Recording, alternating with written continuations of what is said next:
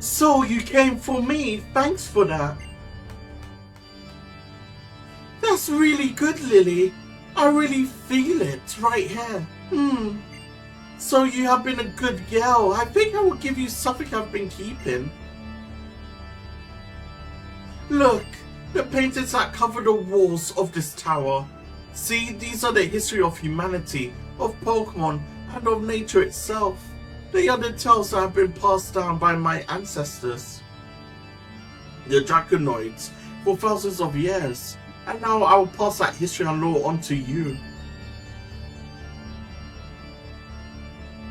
Thousands of years ago in the Primal Age, long lost, the world was overflowing with natural energy. Primal Groudon, Primal Kyogre fought over that energy in endless furious clashes. In the face of Primal Groudon and Kyogre's great power, people could do nothing.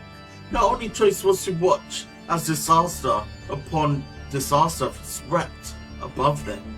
It was in such a time that many meteorites poured from the darkness of space from a place higher, even in the heavens, and the meteorites fell in a magnitude upon a waterfall that had long been home to a tribe of Dragon-type Pokemon users. Okay, that's it. That's the end of the first chapter of my tale. I will tell you the next part of the story on the next floor. Looking forward to it. Now our tale reaches the best part. Subtopilus was born from a great meteorite strike. The great meteoroid was the first of many disasters to befall humanity. When it punched into the planet, the land cracked beneath it, and great wailing of natural energy poured from beneath Horin. Thrusting for that energy, Primal Kyogre and Primal Groudon once again woke. The people had a wish, a memory from 1,000 years before. They wished that the legendary Pokemon clad in emerald light will appear again. The huge meteorite that lay at the heart of Subtopilus gave off a boundless brilliance. In its brilliance, it resembled a fast and powerful keystone, and once again Rayquaza descended from whence it came in the heavens. The people fell to their knees before Rayquaza made a wish for salvation. As they did, a great change came over the legendary Pokemon. It was enveloped in blinding light. As the light receded, they beheld a Rayquaza beyond all knowledge, a sublime figure, an insane with overwhelming life force. I can't say that word, I do apologize. It was humanity's wish that brought about Rayquaza's transformation in the face of the Rainbow Stone. An intangible thing, invisible to the eye. Yet this wish bound people and Pokemon together, enabling the legendary Pokemon to change its appearance. Doesn't it remind you of something? That's right, it sounds like Mega Evolution, doesn't it? Let me continue. It's finally time for chapter 2. Here we go. At last, right? I know you are thrilled. The meteorites shone with a rainbow brilliance, as if some great life was held within. That was when, as if drawn by the brilliance, a Pokemon that shone in a blazing emerald hue descended from the heavens. That Pokemon was none other than Rayquaza. Rayquaza's power overwhelmed that of the two primal Pokemon. Peace returned to the world, and the people of Horin referred Rayquaza as a true savior. 1,000 years after this time, the meteorites once again fell. A huge meteorite, far greater than any before, struck the planet, boring deep into the ocean, and even behind it a crater larger than any other. The land born of this event, later known, become at Subtopilus. And that is it. Chapter 2 is over. But we have only just left the starting line. There's a long way yet. Don't fall behind now. At last we reach the final chapter.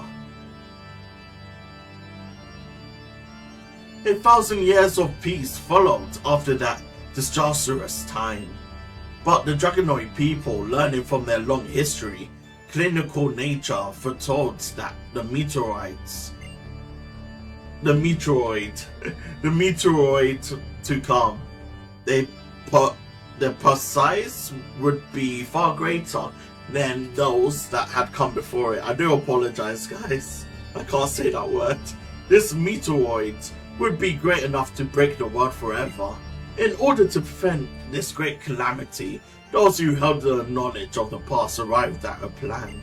Their plan was to invoke Rayquaza, the great savior, and to summon it to this land before the meteoroid could strike. And that's it. That's the end of our Draconoid's tale. I spent a long time thinking about how I could protect the happiness of as many people as possible. What I must do as one who holds both the knowledge and the power. One who bears the heavy wishes of those who could not live up to that fate. Well, I had to be really creative, you know? And how did the story end? After being transformed by the wish of the people, did Rayquaza save them from disaster? Once Rayquaza again confronted Primal Groudon and Primal Kyogre, the golden filament that sprung from its body covered the sky, and emerald brilliance imitated the area. A terrible wind rose. The wind and the emerald light visibly sapped the power from Primal Groudon and Primal Kyogre. Drained of their primal powers, the two vanished into the depths of land and sea. Rayquaza watched them go, regaining its usual appearance. Then it soared back into the heavens where it dwelled.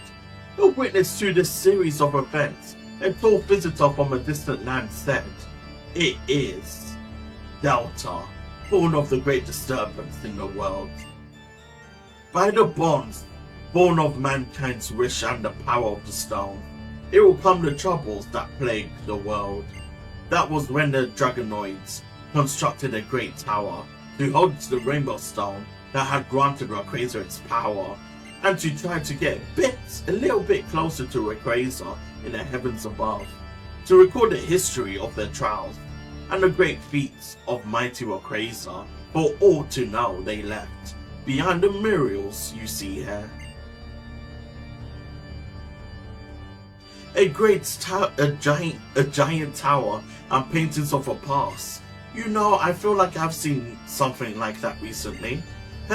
But now, I suppose it's time for the last chapter in our tale.